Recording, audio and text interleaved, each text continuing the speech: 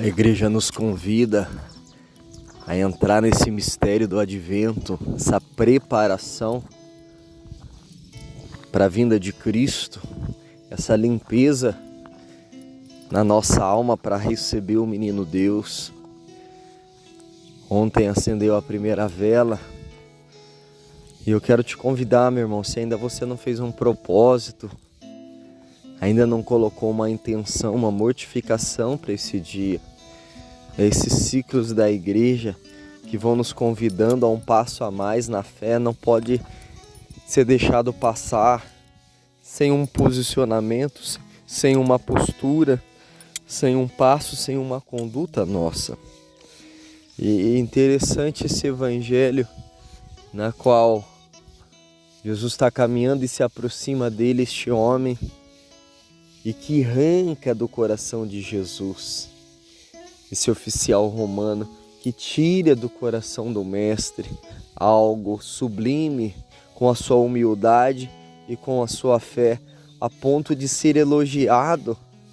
Poucos homens nas Sagradas Escrituras foram elogiados por Jesus, pouquíssimos, raros aqueles que foram elogiados. E esse oficial romano, com a sua súplica, ele quer nos ensinar muita coisa. Primeiro, ele se aproximou de Jesus. Então você tem que estar perto do Mestre. Nós precisamos estar perto do Senhor. É só quem está perto de Jesus que consegue tocar em coisas maiores, em graças maiores, em milagres maiores. Segundo, a humildade dele. Ele chega, se aproxima perto de Cristo e não pede por ele, pede pelo seu empregado que está de cama, né? Lá em casa. Provavelmente ele estava acolhendo na casa dele, então você já vê a caridade que esse homem tinha de colocar um empregado para ser cuidado na sua casa, sofrendo terrivelmente com uma paralisia. Jesus, comovido, diz: eu vou curá-lo. E aí, isso que vira uma oração na qual até hoje nós fazemos na igreja: Senhor, eu não sou digno de que entreis em minha casa, dizei uma só palavra e eu serei curado, e o meu empregado será curado. E aí Jesus elogia ele. Quando ouviu isso, Jesus ficou admirado e disse aos que o seguiam: em verdade vos digo, nunca encontrei em Israel alguém que tivesse tanta fé. Eu vos digo, muitos virão do Oriente e do Ocidente e se sentarão à mesa no reino dos céus, junto com Abraão, Isaque e Jacó.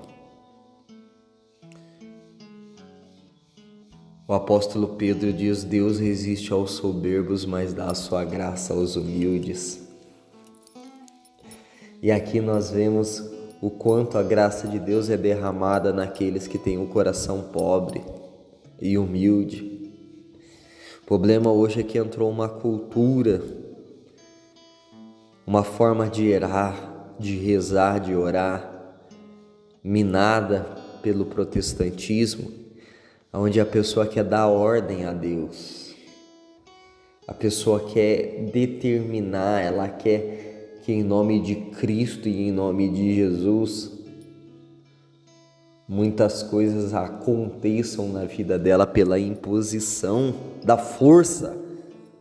Eu vou fazer essa campanha, eu vou fazer esse propósito, vou colocar muita grana aqui para que Deus possa fazer aquilo. E não é assim, meu irmão. Não é assim. A graça que eu tenho que pedir a Deus, porque Deus sempre tem o melhor para nós, e o melhor de Deus não é visando a matéria, mas é visando a nossa salvação, aquilo que Deus vai permitindo na nossa vida. Então, o que eu tenho que pedir para Deus é a graça de bem viver aquilo que Ele vai me oportunizando. Uma palavra que a gente sempre trabalha aqui nos áudios: a conformidade com a vontade de Deus.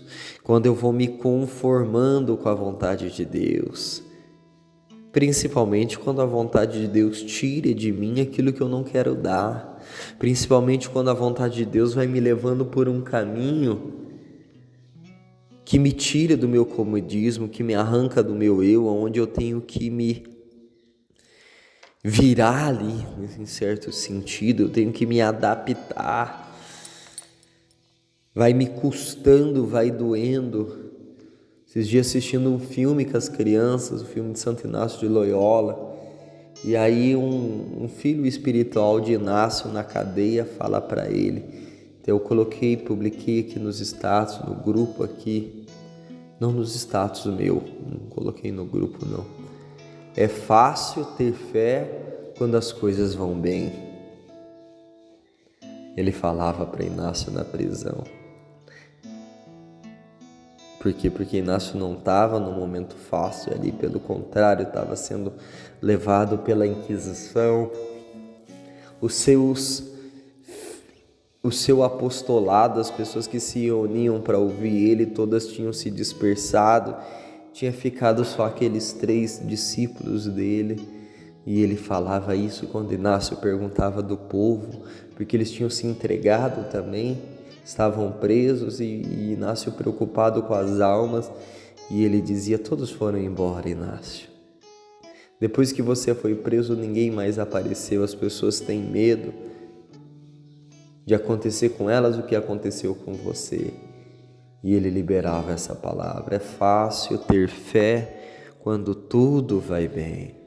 E aí eu te pergunto, meu irmão, se Deus está exigindo de você agora a fé para passar por esse momento, a fé é acreditar naquilo que eu não vejo, Hebreus 11:1, acreditar naquilo que eu não estou tocando agora com as minhas mãos, crendo que no tempo certo e na hora de Deus a paz vai voltar ao meu coração, as coisas vão voltar ao lugar. Essa dificuldade financeira, essa dificuldade familiar, essa dificuldade no matrimônio, essa luta, essa opressão que surgiu agora, no momento certo, o dono do mar há de vir apaziguar essa tempestade.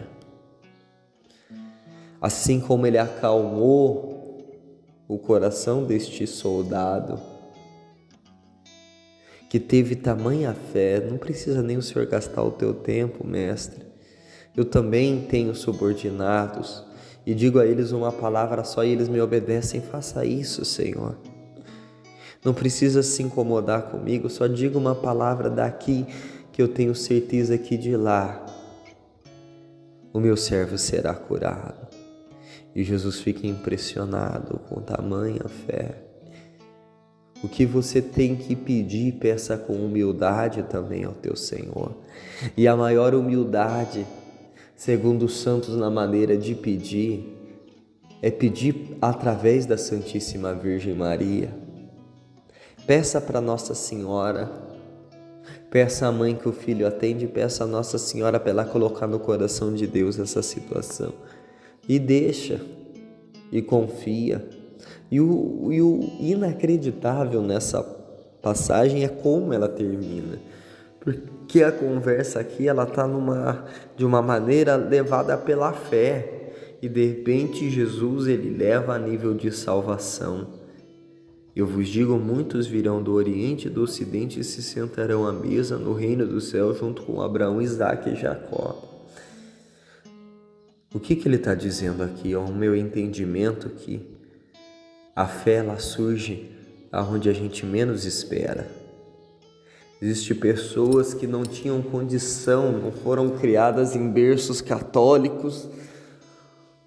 Pelo contrário, nasceram numa situação catastrófica ali, de apostasia, de busca por religiões esotéricas, e de repente aquela pessoa se levanta como um homem ou uma mulher de Deus. Como um homem ou uma mulher de Deus, temente a Deus, missionária, ministro da Eucaristia, uma fé que você toca naquela pessoa que você não sabe de onde vem, de onde surgiu, como que brotou. Por quê? Porque a fé é um dom, e dom é um presente, e Deus dá a quem Ele quer. Por isso nós devemos pedir constantemente o dom da fé. Por isso nós devemos pedir a todo momento que Deus venha e aumente a nossa fé. Que nesse dia de graça, que nessa segunda-feira, que o Senhor nos oportuniza estarmos de pé. Que Ele nos dê a graça, meu irmão, de colocar nossa casa em ordem, de fazer uma boa confissão, de se viver bem esse advento, de se dedicar realmente aos planos e projetos dele, com toda a força e com todo o desejo da nossa alma.